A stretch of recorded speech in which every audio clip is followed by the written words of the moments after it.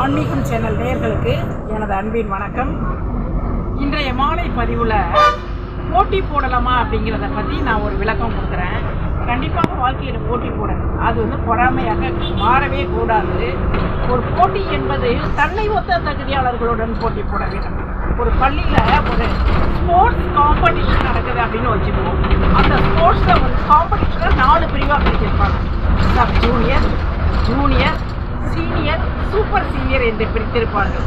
ஒரு ஜூனியர் மாணவி சென்று நான் ஒரு சூப்பர் சீனியர் மாணவியுடன் தான் ஓட வேண்டும், அவளுடன் போட்டியிட்டு நான் ஜெயிக்க வேண்டும், என்னை அங்கே நிப்பாட்டுங்கள் என்று கூறினால் அவள் போட்டி தேர்தல்களிடமிருந்து அவமானப்படுத்தப்பட்டு வெளியேற்றப்படுவாள்.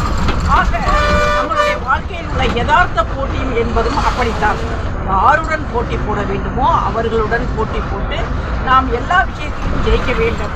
சம்பந்தம் இல்லாதவர்களுடன் நாம் போட்டி போட்டு சென்றால் நம் நிலை என்ன ஆகும்?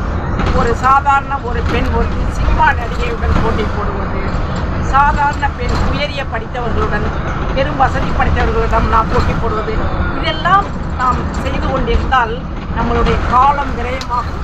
நாம் மனநோயாளியாகி சைக்கோவாக தள்ளப்படுவோம். ஆக யதார்த்தமாக வாழ பழகிக் கொள்ளுங்கள், சிறப்போடு வாழுங்கள் என்பதை இந்த பதிவில் சொல்லிக்கிறேன். இதை பார்க்குறவங்க லைக், ஷேர், சப்ஸ்கிரைப் பண்ணுங்கள்.